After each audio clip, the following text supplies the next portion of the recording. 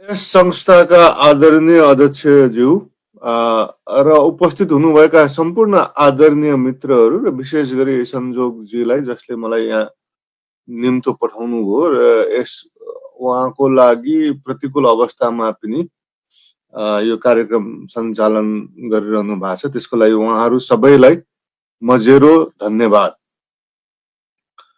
अब मैले संजोगजीसँग कुरा हुँदाखेरि मैले अब गोरेबहादुर खपाङ्गी ज्यूसँग म यसपछि खपाङ्गी भन्नुला किनभने त्यो सबै लामो नाम छ भनिरहन हुन्छ। खपाङ्गीजीसँग धेरै मैले नजिक भएर काम त गरिन तर पनि 2-4 ठाउँमा सँगै काम गर्ने अवसर मिलेको थियो। त्यसले गर्दा भेट्ने मैले उहाँलाई 99 मा एउटा रिसर्चको सिलसिलामा भेटेको पनि थिएँ। त्यसले गर्दा म उहाँको व्यक्ति भन्दा पनि उहाँको पब्लिक इमेज, पब्लिक पर्सनालिटी र उहाँको पोलिटिकल पार्टी र पार्टीले लिएको अब सिद्धान्तहरूको बारे म चर्चा गर्नेछु। र मेरो आउटलाइन चाहिँ म 3टा कुरा गर्ने मैले विचार गरेको छु समयले भ्यायो भने। मैले अहिले क्लक राखिसकेको छु। त्यो एउटा चाहिँ अब गोरेबहादुर खपाङ्गीजीको कन्ट्रिब्युसन अनि उहाँले स्थापित गर्नुभएको जनमुक्ति पार्टीको स्ट्रेन्थ र केही मेरो दृष्टिकोणमा केही कमजोरीहरू। त्यो मेरो दृष्टिकोण हो। त्यो तपाईहरूलाई अब सोच्नुहोस्, तपाईहरूलाई अब ठिक लाग्यो भने एड्याप्ट गर्न सक्नुहुन्छ। तर खालि अब बाहिरदेखि हेर्दाखेरि के देखिन्छ भन्ने चाहिँ म केही कुरोहरू अन्त्यमा राख्नेछु। र मैले त्यो कुरो राख्नुको लागि चाहिँ जनमुक्ति पार्टी, राष्ट्रिय जनमुक्ति पार्टी बढोस् फुलोस् भन्ने दृष्टिकोण हो मेरो। मैले तपाईँहरूलाई उडाएर झन् तपाईँहरूको कमजोरी देखाएर झन् कमजोर होस् भन्ने मेरो उद्देश्य होइन। यदि ती कमजोरी हो भने तपाईँहरूलाई पनि लाग्यो भने मेरो विचारमा तपाईँहरूले त्यसलाई एड्याप्ट गर्नुभयो भने राम्रै हुन्छ जस्तो चाहिँ मेरो दृष्टिकोण भएको हुनाले म त्यो कुरा गर्छु।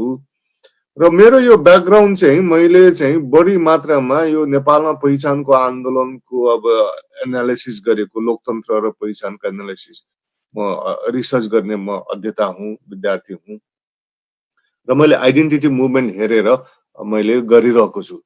र यसो गर्दा यो मैले आइडेन्टिटी मुभमेन्ट भन्दाखेरि तपाईँ हामीले एउटा कुरा के चाहिँ मैले प्रष्ट हुनु जरुरत छ जस्तो लाग्छ भने आइडेन्टिटी अब आदि के अरे पहिचानवादी दल भनेर नेपालमा भनिन्छ नि, यो राष्ट्रिय जनमुक्ति पार्टी मात्र होइन, अहिलेको निर्मित जसपा मात्र होइन, लिम्बुवान मञ्च मात्र होइन, थरुवटहरू मात्र होइन, मङ्गोल नेसनल अर्गनाइजेसनहरू मात्र होइन है। मेरो तर्क त के छ भने नेपाल कम्युनिस्ट पार्टी र नेपाली कांग्रेस पनि पहिचानवादी दलै हुन्। खालि उनीहरूले जस्तो उदाहरणको लागि नेपाल कम्युनिस्ट पार्टी बाहुनहरूको पहिचानवादी दल हो, बाहुनवादी दल हो। त्यो कसरी भन्न सकिन्छ भने तपाईहरू नेकपाको नेतृत्व हेर्नुहोस्, नेतृत्वको बनोट, निर्णायक नेतृत्वको बनोट है, अनि नेकपाको नीतिहरू हेर्नुहोस्। अहिले भर्खरले उसले संस्कृत कम्पलसरी गर्ने योजना ल्याएको छ, आदिवासी जनजातिहरूको छुट्टीहरू हटाइदिएको छ भनेपछि त्यो त नीति हो उसको। र त्यो नीति निर्णायक ठाउँमा को छ भन्नाले बाहुनहरू छन्। अब हाम्रा अब बादलहरू पनि गृहमन्त्री हुनुहुन्छ हैन, वर्षमान पुनजी ऊर्जा मन्त्री हुनुहुन्छ, त्यस्तै अरू सुभाष नेम्बाङ जी पनि हुनुहुन्छ। तर उहाँहरू निर्णायक ठाउँमा हुनुहुन्न। उहाँहरूले त्यो पार्टीको के निर्णय गर्छ भन्ने कुरोहरूमा उहाँले औँठा छाप ठोक्ने हो, उहाँहरूको नाम देखाउने हो, तर उहाँहरूको निर्णायक भूमिका छैन। त्यसले गर्दा नेतृत्व र नीति हेर्ने हो भने इभन नेपाल कम्युनिस्ट पार्टी पनि पहिचानवादी दल हो, त्यो बाहुनहरूको पहिचान बोक्ने दल हो। त्यस्तै नेपाली कांग्रेस पनि खस आर्य, किनभने त्यहाँ क्षेत्रीहरूको पनि केही बोलवाला छ, बाहुनहरू पनि छन् र यदा कदा मधेसीहरू पनि पहिला मधेसीहरूको अलिक बढी थियो, अचेल चाहिँ कम भएर गएको, जे पनि खस आर्यहरूको पार्टी हो नेपाली कांग्रेस। त्यसले गर्दाखेरि त्यो कुरो चाहिँ मेरो विचारमा हामी अलिकति क्लियर हुनुपर्छ जस्तो लाग्छ। अब म गोरेबहादुर खपाङ्गीजीको कन्ट्रिब्युसनको रूपमा जान्छु र म विशेष गरी अब राजनीतिक कन्ट्रिब्युसन त तपाईँ हामी धेरैलाई थाहा छ र त्यसबारे म पनि छोटो चर्चा गर्नेछु तर मलाई अहिले देखाउनु मन लाग्यो चर्चा गर्न मन लागेको चाहिँ उहाँको सांस्कृतिक जागरण वा रिभाइभल भनौँ न त्यसमा योगदान र यो किन महत्त्वपूर्ण हुन्छ भन्ने कुरो चाहिँ म तपाईँहरू समक्ष आफ्नो कुरा राख्छु। अब यसलाई चाहिँ सांस्कृतिक पुँजीको निर्माण भनेर मैले अरू केही ठाउँमा चर्चा गर्ने गरेको छु। गोरेबहादुर खपाङ्गेजीको सांस्कृतिक पुँजी निर्माणमा ठुलो योगदान थियो र विशेष गरी यो 1990s दशकको सुरुको दिनहरूमा त यो कुराहरू त नयाँ थियो, च्यालेन्जिङ थियो। त्यसले उहाँहरूले त्यस्तो समयमा च्यालेन्जिङ समयमा एउटा जग बसाउने कामहरू गर्नुभएको थियो जुन जगमा बसेर अहिले हामी विभिन्न अन्य कामहरू कार्यहरू गरिरहेका छौँ। र कल्चरल क्यापिटल किन जरुरत हो भने एउटा राजनीतिक मुभमेन्ट सफल हुनुको लागि सबभन्दा पहिले मान्छेहरूले र विशेष गरी पहिचानको सवालमा विशेष गरी सम्बन्धित मान्छेहरूले हामी यो समुदायको हौँ है भन्ने चाहिँ उहाँले आत्मसात गर्नुपर्छ। हामी वा वी भन्ने फिलिङ आउनुपर्छ।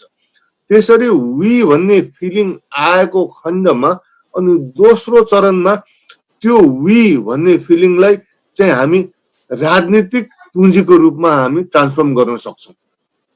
यदि आदिवासी जनजातिहरू हामी हौँ, हामीलाई यो राज्यले यसरी विभेद गरेको छ, हामीलाई राज्यले उपेक्षा गरेको छ भन्ने हामी आदिवासी हौँ भन्ने हामी सम्झेनौँ भने त्यो मान्छे आदिवासीको कोखबाट जन्मेको होला तर ऊ सडकमा निस्किँदैन, उसले आदिवासी जन्य दललाई भोट हाल्दैन। त्यसले गर्दा पहिलो महत्त्वपूर्ण स्टेप के हो भने हामी सबै आदिवासी, हामी मगरहरू, हामी तामाङहरू, हामी लिम्बूहरू भन्ने भावना चाहिँ सम्बन्धित समुदायमा जाग्यो भने तब बल्ल त्यो समुदाय चाहिँ सडकमा उत्रिने चाहिँ सम्भावना बढेर जान्छ। सबै जान्छन् भन्ने छैन तर सडकमा उभिने, पार्टीलाई मत दिने आदि इत्यादि गर्न जान्छ। र यो कुरो चाहिँ नेपालमा अहिले व्यापक भएको छ। अहिले तपाईँ टुँडी खेलमा मगरहरूको फेस्टिभलमा हेर्नुहोस्, गुरुङहरूको हेर्नुहोस्, शेर्पाहरूको हेर्नुहोस् र त्यहाँ मात्रै होइन संसारभरि सबै आफ्नो जाति समुदायले आफ्नो चाडपर्व गौरवका साथ मनाइरहेको हुन्छ संसारभरि। पहिला त हेलाको दृष्टिकोणले हेरिन्थ्यो, हे तिमीहरू यस्तो पाके कुरा गर्ने, हे तिमीहरू यो पछाडिको कुरो गर्ने, ट्रेडिसनल कुरा गर्ने, आज त आधुनिक युग हो नि भनेर भन्ने गरिन्थ्यो।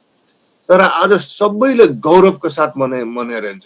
यो हाम्रो चाड हो, यो हाम्रो पहिचान हो, यो हाम्रो सम्पत्ति हो, यो हाम्रो देशको लागि ठुलो रिसोर्स हो भन्ने हिसाबले नेपालमा, नेपालको गाउँ गाउँमा र संसारभरि नेपालीहरू पुगेको ठाउँमा यी कुरोहरू मनाइन्छन्। र आज कतिपय ठाउँमा अब नेपालमा अब ठुलो जाति भनिने वा अब दबदबा गरिरहेको जातिका केही सदस्यहरूले पनि यो हाम्रो पहिरनहरू लगाउने, हाम्रो चाडपर्वहरू पनि घरिघरि आइदिने आदि इत्यादि पनि थालेका छन्।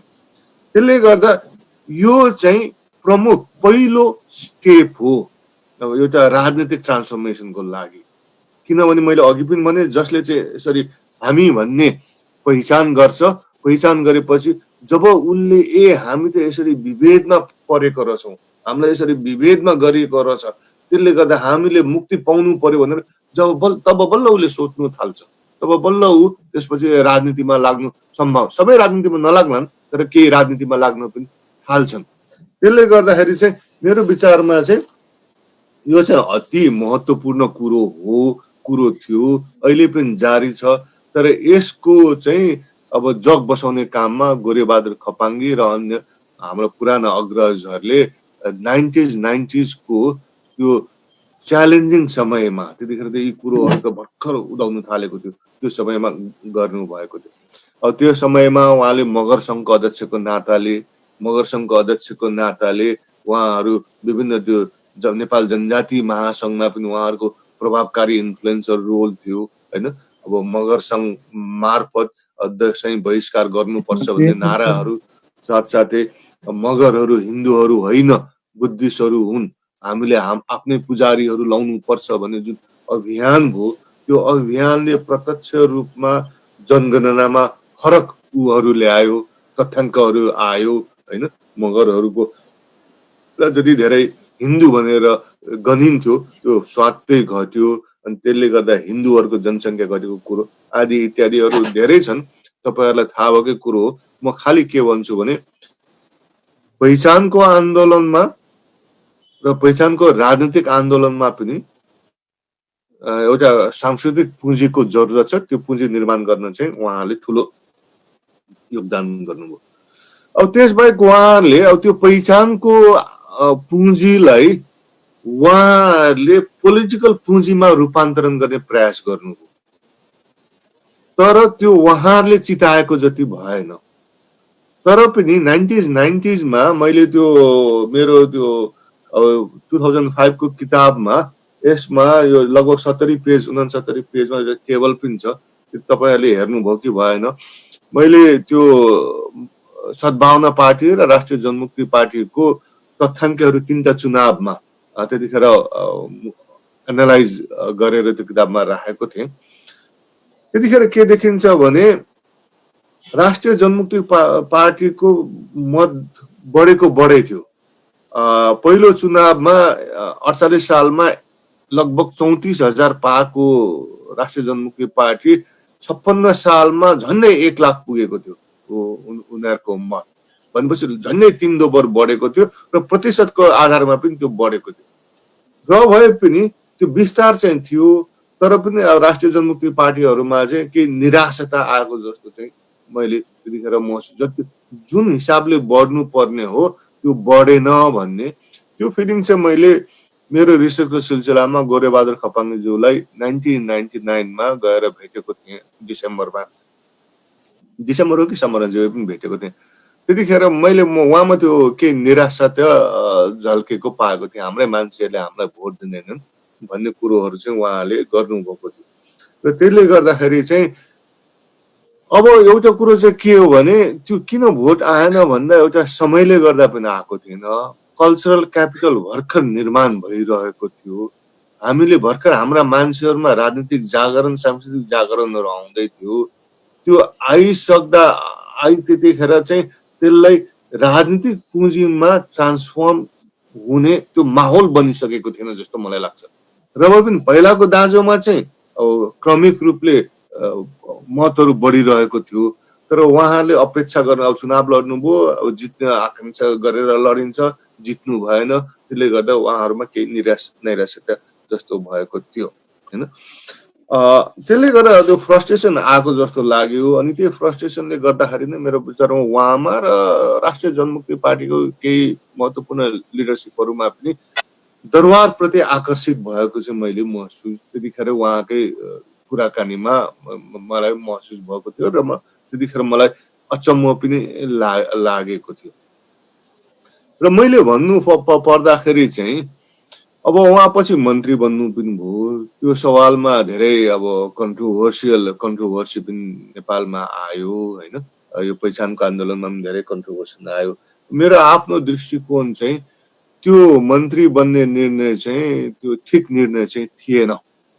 दुईटा अब साथीहरू भन्नुहुन्छ होइन, उहाँले मन्त्री बनेर संस्कृतलाई हटाइदिनु भयो, अनिवार्य संस्कृतलाई हटाइदिनु भयो। रिजर्भेसन पनि ज्ञानेन्द्रकै पालामा उहाँहरू मन्त्री भएकै पालामा सुरु भएको हो नेपालमा। त्यो पोजिटिभ कन्ट्रिब्युसनलाई ठिकै छ मानौँला, तर मैले चाहिँ नेट त्यो उहाँ प्रभाव के पर्यो भन्दाखेरि चाहिँ मेरो विचारमा चाहिँ एक गोरेबहादुर खपाङीको व्यक्तित्वलाई पनि प्रभाव पर्यो। किनभने त्यो समय चाहिँ उहाँले 10 वर्ष जति त्यतिखेर मेहनत गरिसक्नुभयो थियो, 10-12 वर्ष जति। अब चाहिँ बल्ल राजनीतिक प्रतिफलहरू आउने माहौलहरू बन्दै थियो। त्यतिखेर चाहिँ उहाँहरू त्यो डगमगाइदिनु भयो र त्यसको प्रतिफल चाहिँ उहाँले लिनु सक्नु भएन क्या। उहाँले प्रतिफल पाउने समय आएको थियो, तर अलिकति उहाँहरूले खुट्टा डगमगाइदिनु भएर प्रतिफल चाहिँ उहाँहरूले पाउनुबाट चुक्नु भयो। कहिले कहिले त्यस्तो हुँदो रहेछ। जस्तो यो नेपाल सद्भावना पार्टी पनि 90s को दशकमा राष्ट्रिय जनमुक्ति पार्टीसँगै मधेसमा राजनीतिक जागरण ल्याउने त नेपाल सद्भावना पार्टी हो नि त। 7 सालतिरको 7 साल 15 सालतिर चाहिँ नेपाल तराई कङ्ग्रेसले जागरण ल्याएको थियो मधेसमा, उसको लामो इतिहास छ मधेसको हैन। र पछिल्लो दशकमा चाहिँ लोकतन्त्र आएपछि प्रजातन्त्र आएपछिको दशकमा चाहिँ नेपाल सद्भावना पार्टीले ल्याएको थियो। तर जब मधेस आन्दोलन हुँदाखेरि उहाँहरू मन्त्रीमण्डलमा हुनुहुन्थ्यो, अनि त्यसको फाइदा ठ्याक्क उपेन्द्रजीले उठाइदिनु भयो, फोरमले उठायो, अनि उहाँ त स्वाट उहाँको स्ट्राक्चर बढ्यो, उहाँ राइज हुनुभयो हैन। अब जसरी सद्भावनाले मिस गर्यो नि, त्यतिखेर मेरो विचारमा चाहिँ जनमुक्ति पार्टी र अब त्यसका नेताहरूले त्यो उहाँले निर्माण गरेको, उहाँले जग बसाएको चाहिँ त्यो त्यसको कार्यको प्रतिफल चाहिँ उहाँहरूले त्यतिखेर मिस गर्नुभयो कि। अब सद्भावनाले चाहिँ पछि के गर्यो भने त्यसपछि ब्याक भएर ऊ फेरि एकदम उग्र रूपले भनौँ कडाका साथ मधेसी सवाल उठाएर आएर त्यो के क्षतिपूर्ति चाहिँ उसले गर्यो, कम्पेन्सेट चाहिँ गरेको जस्तो लाग्छ। अब त्यसमा जनमुक्ति पार्टीको मलाई भित्री अब सबै कुरोहरू थाहा छैन, तपाईँहरूले के कति गर्नुभयो तपाईँहरूलाई नै थाहा होला हैन। अब यो हो उहाँले कन्ट्रिब्युसन गरेको। मैले चाहिँ राजनीतिक रूपमा मैले कन्ट्रिब्युसन गरेको पाएको छु है, किनभने त्यो त्यस्तो माहौलमा पनि राष्ट्रिय जनमुक्ति पार्टीको मत चाहिँ बढिरहेको थियो है 90s को जति 48 सालको चुनावमा, 51 साल र 56 सालको चुनावमा हेर्दाखेरि चाहिँ। अब मलाई गोरेबहादुर खपाङ्गेको अर्को पर्सनालिटीको मलाई चाहिँ फाइदा चाहिँ अब हाम्रो अन्य उहरूले पनि पहिचानवादी नेताहरूले पनि सिक्नु पर्ने जस्तो चाहिँ के लाग्छ भने उहाँमा जुन त्यो वेबरले क्यारिस्मेटिक लिडरसिप भन्ने गर्छ नि, त्यो चाहिँ उहाँमा थियो है। उहाँको भाषण गर्ने कला हैन, आदि इत्यादि, बोल्ने कला आदि इत्यादि उहाँमा चाहिँ एकदम प्रभावकारी थियो। तर्क गर्ने कुरा, उदाहरण पेश गर्ने कुरोहरू मैले उहाँको भाषणहरू त सुनेको छुइनँ, तर एकपल्ट उहाँहरूसँग हामी एउटा सहकार्य गरेको थियौँ यो वर्ल्ड कन्फरेन्स अगेन्स्ट रेसिजमको 2001 मा साउथ अफ्रिकामा ग्लोबल कन्फरेन्स थियो युएनले अर्गनाइज गर्ने। त्यसमा वैकल्पिक देशको वैकल्पिक रिपोर्ट, एउटा राज्यले रिपोर्ट पेश गर्छ, अर्को वैकल्पिक एनजिओहरू मार्फत हामीले रिपोर्ट तयार गर्ने क्रममा हामीले एउटा सञ्जाल निर्माण गरेका थियौँ जहाँ ह्युमन राइट्स वालाहरू पनि हुनुहुन्थ्यो, गेसो पनि थियो, जातीय सङ्घ संस्थाहरू थियो, मधेसीहरू हुनुहुन्थ्यो, मुस्लिमका प्रतिनिधिहरू हुनुहुन्थ्यो हैन। उहाँले त्यतिखेर उहाँलाई चाहिँ त्यो असहज लागेको रहेछ। त्यसमा अब ह्युमन राइट्स भनेपछि प्रायः जसो बाहुनहरू नै त्यहाँ मिटिङमा एटेन्ड गर्नुहुन्छ बाहुन साथीहरू हैन।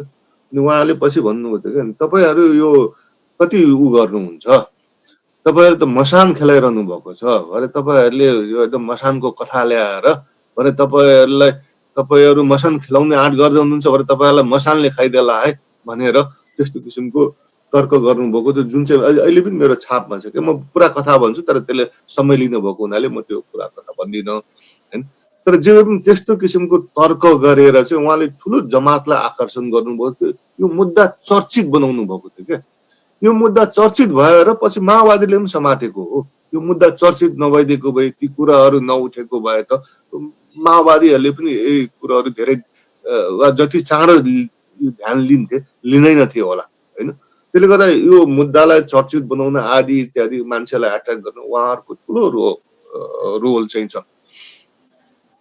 र यसमा चाहिँ मैले के भनेको छु, यो उहाँको अहिलेको पहिचानवादी दलमा लागेको नेताहरूले सिक्नुपर्ने कुरा चाहिँ के भने यो सर्वसाधारणमा जानको लागि आवाज र मुद्दाहरूमा कमिटेड पनि हुनुपर्छ पहिलो कुरो। तर कमिटेड भएर मात्र पनि हुँदैन रहेछ, जनतामा त्यो कुरो पुग्नु पर्ने रहेछ। अब जनतामा पुग्ने विभिन्न माध्यम छन् हैन। माओवादीले सङ्घर्ष गर्यो, जनयुद्ध गर्यो र जनतालाई भन्यो ए हामी मर्न पनि तयार छौँ भनेपछि त एक किसिमको मान्छेले त पत्यायो नि त यिनीहरूले के गर्ने छन्। त्योभन्दा अगाडि तपाईँ अहिलेको नेकपा मालेको रूपमा हुँदाखेरि उनीहरू बढेको पनि झापा काण्ड आन्दोलनबाट हो।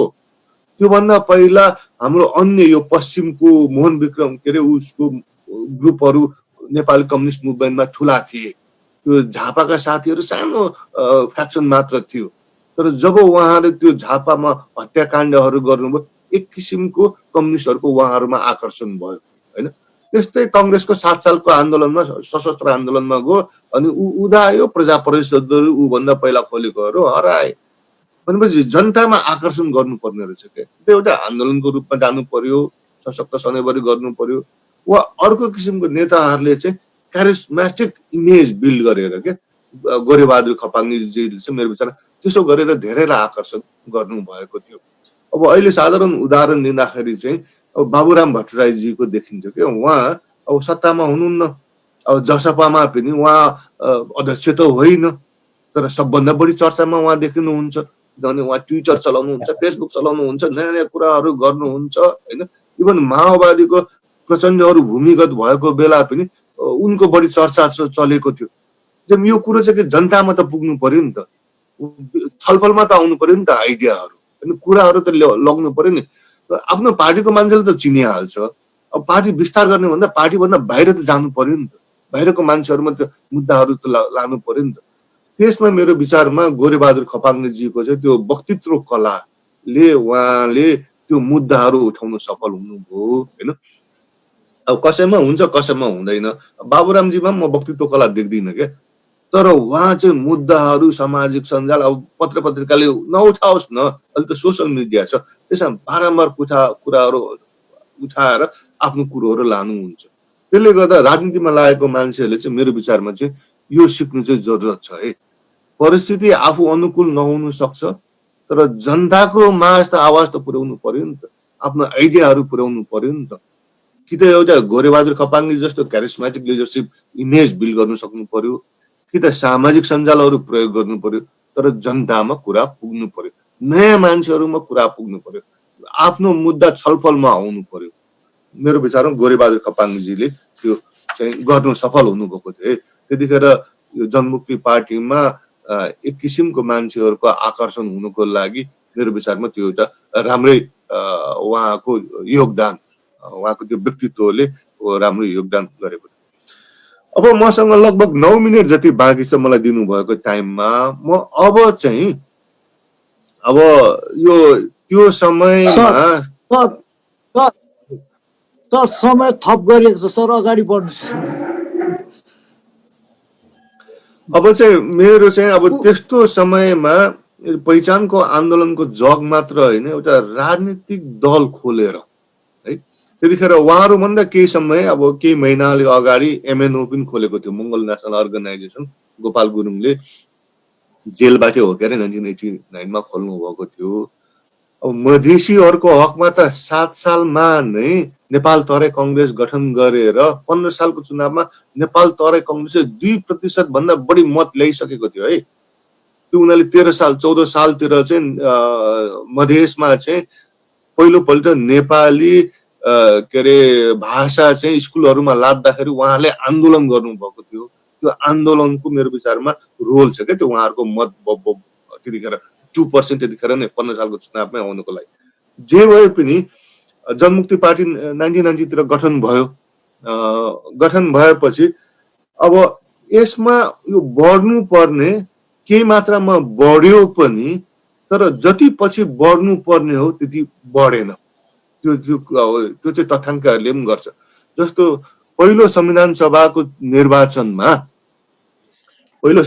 निर्वाचनमा जनमुक्ति पार्टी भन्दा जनमुक्तिबाट फुटेर गएका र भर्खरकै युवाहरूले नेतृत्व गरेका, त्यतिखेर जनमुक्तिको तल्लो मध्य स्तरको नेतृत्वहरूले के अरे लिड गरेको के राष्ट्रिय लोकतान्त्रिक डेमोक्रेटिक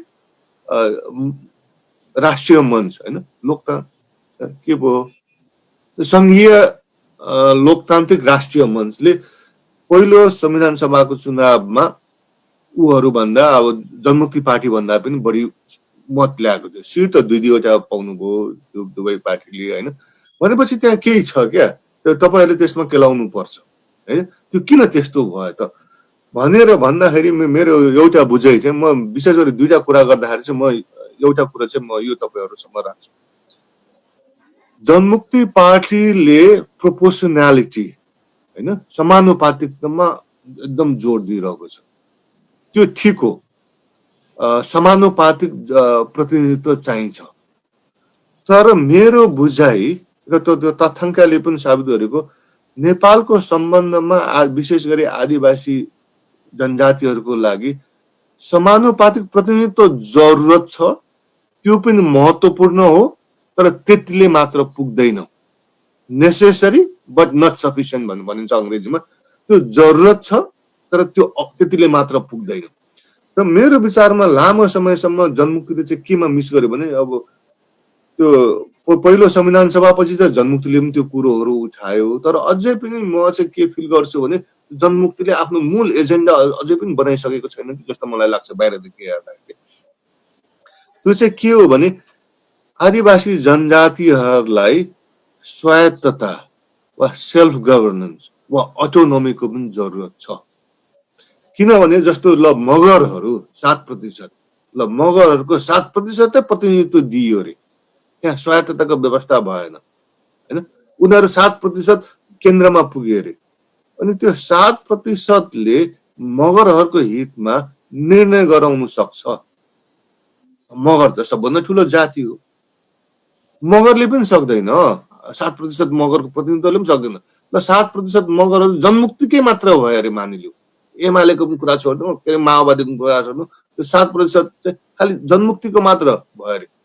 त्यसो गर्दा पनि मगरहरूले आफ्नो हितको लागि निर्णय गराउन सक्दैन। अरूको कुरा छ, अरूलाई असर पर्ने कुरा छोड्नु, हामी मगरहरूलाई असर पर्ने कुरामा निर्णय गरौँ न त भन्दाखेरि पनि उनीहरूले गर्न सक्दैनन्। त्यो त बहुमतको निर्णय गर्ने कुरा हुन्छ। मगरको त त्यो हालत छ भने तामाङ, थारू, लिम्बू, अब सानो साना जातहरू, कुमाल आदि, बराम आदिको त कुरै बिर्सिनुहोस्। त्यसले गर्दा सेल्फ गभर्नेन्सको कुरो आउँछ। तपाईहरू अब कसैले डिफेन्सको लागि भन्नु होला होइन नि त, हामीले पनि त संघीयताको कुरा उठाएका थियौँ नि, तर तपाईहरूले उठाउनु भएको संघीयताले स्वायत्तताको कुरा गर्दैन, अटोनोमीको कुरा गर्दैन मैले बुझेसम्म होइन। त्यो पहिला गर्नुभयो क्या, पछि त परिवर्तन गर्नुभयो होइन, गरेको थिएन।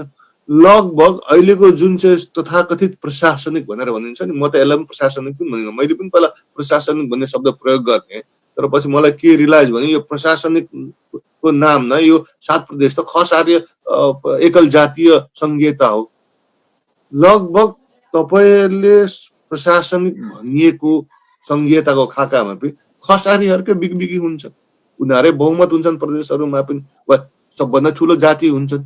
त्यसो भएपछि चुनावले पनि उनीहरूलाई नै बहुमत पुर्याइदिन्छ। भनेपछि मेरो विचारमा राष्ट्रिय जनमुक्ति पार्टीले यो स्वायत्तता वा सेल्फ गभर्नेन्सलाई आफ्नो मूल आधार पिलर, अब घरिघरि क्रिटिकरले अब हामी जस्तो मान्छेले च्याउमा ख्याङ गरे भन्छ, हुन्छ हामी उठाउँछौँ भन्ने एउटा कुरो हो, तर मूल आधारको रूपमा नउठाउँदाखेरि चाहिँ मेरो विचारमा एक आदिवासी जनजातिहरूको मुद्दाहरू पनि सम्बोधन हुँदैन। किनभने हामी आदिवासी जनजातिहरू त हामी आदिवासी हौँ भन्ने एउटा मात्र हाम्रो पहिचान होइन, हामी मगर आदिवासी हौँ, हामी लिम्बू आदिवासी हौँ, हामी राई आदिवासी हौँ, हामी नेवार, हामी थारू आदिवासी हौँ भन्ने हाम्रो हो नि त। हामी आदिवासी हौँ, जनजाति हौँ, तर त्यसभित्र हामी एउटा तामाङले आफ्नो सवालमा आफै निर्णय गर्नु पाउनु पर्छ। हामी अरूले जेसुकै गरोस्, छेत्री बाहुनले जेसुकै गरोस्, मगर गुरुङले जेसुकै गरोस्, तामाङहरूको सवालमा हामी तामाङहरूले निर्णय गर्नु पाउनु पर्छ भन्ने सवाल हो। त्यो कुरोमा चाहिँ मेरो विचारमा चाहिँ उठाउनु भएन र त्यसको चाहिँ अब घाटा लाग्यो भन्ने कुरो चाहिँ अघि केही उसले चाहिँ एउटा चाहिँ अघि त्यो राष्ट्रिय लोकतान्त्रिक मञ्चकै कुरोले पनि देखाउँछ। र त्यसबाहेक म तपाईँहरूलाई छोटकरीमा नेपालको सन्दर्भमा किन चाहिँ यो इम्पोर्टेन्ट छ भनेर त मैले अघि पनि भने होइन, त्यसले गर्दा त्यो जरुरत छ। त्यसमा चाहिँ मेरो विचारमा जनमुक्ति पार्टी अलिकति त्यसले पनि उसलाई विस्तार हुनुबाट, आकर्षण हुनुबाट चाहिँ मेरो विचारमा धेरैको आकर्षण हुनुबाट छेक्यो। अब उसले निश्चित रूपले पहिचानको मुद्दा उठायो, त्यो मैले पोजिटिभ पक्ष हो है, मैले पोजिटिभ पक्ष चाहिँ होइन भनेको छुइनँ, तर आफ्नो विस्तारको क्रममा चाहिँ त्यो त्यसले छेक्यो कि जस्तो मलाई चाहिँ लाग्छ। अब अर्को मलाई अचम्म लागेको चाहिँ कुरो चाहिँ के हो भने, र त्यो चाहिँ म तपाईँहरूलाई यो नेपालको अन्य ठुला ठुला दलहरू किन ठुला ठुला भए भने त्यो ब्याकग्राउन्ड चर्चा गरेर म कुरा गर्छु। नेपालको समस्या, मैले पनि पहिचानको मुद्दाहरू म धेरै उठाउने मान्छे हुँ, म पहिचानको आन्दोलन स्टडी गर्नु, तर नेपालको समस्या भनेको त्यो मात्र होइन हैन। नेपाल गरिब देश हो, यहाँका मान्छेहरू धेरै गरिबहरू पनि छन् र यहाँका हाम्रै जनतालाई आदिवासी जनजातिहरूलाई पनि खाना लाउनुको समस्या पनि छ भनेपछि यो हाम्रै मान्छेहरूले पहिचानको भोगाइ पनि पीडा पनि भोगेका छन्, पहिचानको शोषण वा विभेद पनि भोगेका छन्, तर हाम्रै मान्छेहरू वर्गीय शोषणमा पनि परेका छन्। एउटा मान्छेले वर्गीय शोषण मात्र भोग्ने, एउटा मान्छेले पहिचानको समस्या मात्र भोग्ने होइन, मान्छेले दुईटै समस्या भोग्छ र नेपालको सन्दर्भमा हाम्रै आदिवासी जनजातिहरू चाहिँ यो वर्गीय समस्याबाट पनि पीडित छन् र यसमा चाहिँ जनमुक्ति पार्टीले चासो देखाएन भन्दा हुन्छ जस्तो लाग्छ है मलाई, वा उसले उठाएन। र मलाई यो कुरा चाहिँ किन अचम्म लाग्यो भने अब जनमुक्ति पार्टीको दुईजना सबभन्दा ठुला वरिष्ठ नेताहरू गोरेबहादुर खपाङ्गी, एमएस थापा मगर दुवैजना त कम्युनिस्ट ब्याकग्राउन्डदेखि आउनु भएको हो, उहाँहरू वर्गीय कुराहरूबाट शिक्षित दीक्षित हुनुभएको थियो र उहाँहरूले त्यो कम्युनिस्ट पार्टीमा पहिचानको मुद्दा उठाएन भनेर उहाँहरू छोडेर आउनुभयो। पहिचानको मुद्दा उठाएन मात्र होइन, उठाएको जस्तो गरे तर पहिचानलाई अन्डरमाइन गर्ने देखेर उहाँहरूले छोडेर आउनुभयो। तर त्यसरी छोडेर आउँदा उहाँहरूले चाहिँ यो वर्गीय सवाल चाहिँ छिटक्कै पटक्कै छोडेर आउनुभयो जस्तो देखिन्छ। उहाँहरूले त्यो कम्युनिस्टहरूप्रतिको वितृष्णाले गर्दाखेरि मेरो विचारमा चाहिँ त्यो पनि जनमुक्ति पार्टीको विस्तारीकरणमा त्यसले उहाँहरूलाई छेक्यो जस्तो लाग्छ है। म यसको चाहिँ उदाहरण चाहिँ तर्क चाहिँ म नेपालमा ठुल्ठुला भएका दलहरू उनीहरू विस्तार हुँदाखेरि उनीहरू बढ्दाखेरि कुन चाहिँ मुद्दा उठायो भनेर म तपाईँहरूलाई छोटकरी इतिहास ल्याउँछु। तपाईँ नेपाली कङ्ग्रेसको कुरा गर्नुहोस्। 7 सालको नेपाली कङ्ग्रेस आफूलाई समाजवादी काङ्ग्रेस भन्थ्यो, अहिले छैन होला हो। 7 सालको काङ्ग्रेस त्यतिखेर यो पहिचानको सवालमा सबभन्दा प्रगतिशील दल भन्न सकिन्छ। बाहुनले हलो जोत्ने, सहभोज गर्ने काङ्ग्रेस हो नि त। अहिले सहभोजको कुराहरू अझै पनि आइरहेको छ नेपालमा होइन, तर काङ्ग्रेसले त्यतिखेर गर्यो र एक किसिमको मान्छेहरू आकर्षित भयो नि त। नारायणमणि तुलुङहरू, हाम्रो जेबी आक्थुङबाहरू, अन्य हाम्रै मान्छेहरू धेरै आकर्षित भए, दलितहरू धेरै आकर्षित भएका छन्। आजकल काङ्ग्रेसले दलितहरूको मुद्दा बोक्दैन, तर पनि तपाईँ दलितहरू भेट्नुहुन्छ, किनभने अहिलेको साथीहरूको बाजे बराजु त्यतिखेर लाग्नु भएको थियो, किनभने उसले केही परिवर्तनहरू सबभन्दा क्रान्तिकारी क्या त्यतिखेर भएका पार्टीहरू मध्ये होइन, सबभन्दा पहिचान र वर्गीय सवाल।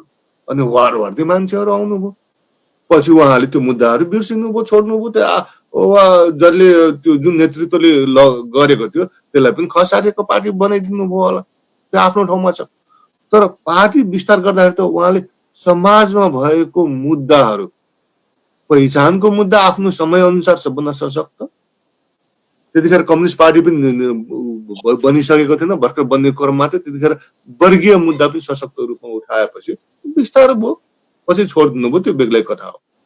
त्यसपछि सबभन्दा ठुलो दल बनेको को हो? अहिलेको नेकपाको एमालेवाला हो। एमालेवालाहरू 80s को दशकमा वर्गीय मुद्दामा पनि सबभन्दा सशक्त देखिए, किनभने झापा काण्डले यिनीहरू चाहिँ टाउको काट्नसम्म तयार छन् भन्ने देखिए र 80s को दशकमा उत्पीडित समुदायको आवाज उठाउने भनेर आदिवासी जनजाति दलितहरूको सबभन्दा बढी कडा को रूपमा मालेले उठाउँथ्यो। त्यसै कारण गोरेबहादुर खपाङ्गीजीहरू, एमएस थापा मगरजीहरू उसमा लाग्नु भएको थियो।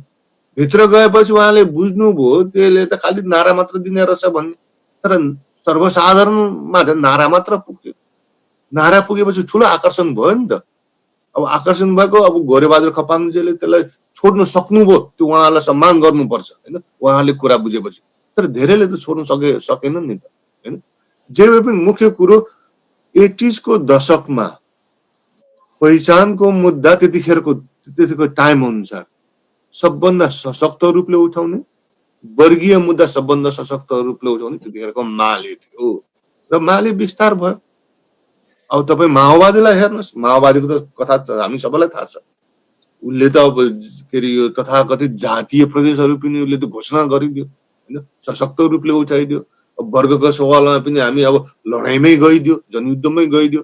त्यसले एक किसिमको मान्छेहरू त विश्वास दिन्छ, हामी मान्छेहरू घर घरतिर लागे। र मैले यो तीनटै पार्टीमा नेपालमा तथाकथित राष्ट्रिय वा ठुला बनेका तीनटै पार्टीमा हेर्नु हो भने के देख्नुहुन्छ, नेपालमा भएको मुद्दा के अरे यो जुन समस्याहरू छन् उनीहरूले उठाउँछौँ भनेर विश्वास दिन सके, उठाएर मात्र पुग्दैन, उठाउँछौँ भन्ने विश्वास दिलाउन सके अनि विस्तार भए। यस सवालमा अब जनमुक्ति पार्टीले वर्गीय मुद्दामा ध्यान दिएन। अब हाम्रा मान्छेहरू त धेरै गरिबहरू पनि छन्, अनि यो गरिबीको कुरा गर्नुपर्छ भन्ने कुराहरूमा पनि उहाँलाई चित्त बुझ्छ, उहाँलाई आकर्षण हुन्छ। अन्त लाग्छन् अब पहिचानवादी के अरे सरी कम्युनिस्टहरूको पार्टीमा लागेका छन्, अन्य पार्टीमा लागेका छन् होइन। त्यसले गर्दाखेरि मेरो विचारमा चाहिँ जनमुक्ति पार्टीले यदि साँच्चैकै विस्तार हुने हो भने चाहिँ समाजमा भएको समस्याहरूको चाहिँ बोक्नु सक्नुपर्छ। र नेपालको समस्या भनेको मैले देखेको एउटा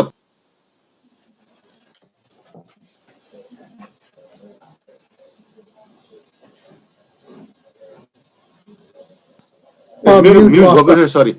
यो पहिचानको समस्या पनि एकदम ठुलो छ।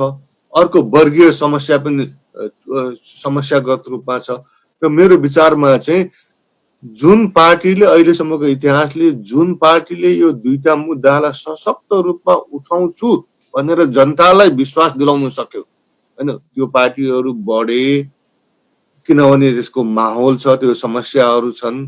त्यसले गर्दाखेरि जनमुक्ति पार्टी पनि मेरो विचारमा त्यो चाहिँ बढ्नुपर्ने जरुरत छ जस्तो चाहिँ लाग्छ।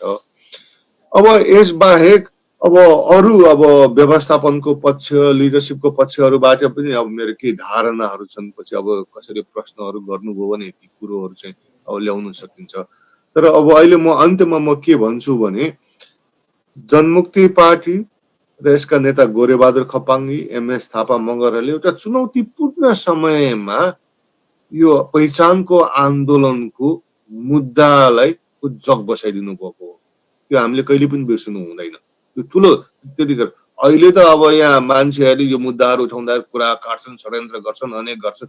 त्यो समय कस्तो माहौल थियो होला होइन। त्यो समयमा हाम्रै मान्छेहरूले कुरा सुन्नु चाहँदैनथे होइन। अहिले त कमसेकम कुरा त कानले ठाडो पार्छन् नि। त्यो समयमा उहाँहरूले, त्यो चुनौतीपूर्ण समयमा उहाँहरूले ठुलो योगदान गर्नुभएको, त्यो हामीले बिर्सनु हुँदैन, त्यसको सम्मान गर्न सक्नुपर्छ। तर त्यस्तो समयमा उहाँले जुन मेहनत गर्नुभयो, जुन लगानी गर्नुभयो, समय दिनुभयो, आफ्नो जीवन दिनुभयो, त्यसको उहाँले किन प्रतिफल पाउनु भएन जति पाउनु पर्ने हो भन्दाखेरि मेरो विचारमा चाहिँ केही अब सर्टकमिङ्सहरू थिए। र मैले त्यो सर्टकमिङ्सहरू उठाएको तपाईहरूलाई क्रिटिसाइज गर्न, तपाईहरूलाई उ गर्न होइन। तपाईहरू आशा छ, त्यसलाई महसुस गर्नुभयो र तपाईले त्यसलाई एड्याप्ट गर्नुभयो भने पार्टी विस्तार हुन सहयोग पुर्याउँछ कि भन्ने हिसाबले चाहिँ मैले राखेको हुँ। यति भन्दै म आफ्नो कुरो अहिले यी अन्त्य गर्छु। केही प्रश्नहरू आयो भने त्यसको जवाब चाहिँ दिउँला। धन्यवाद।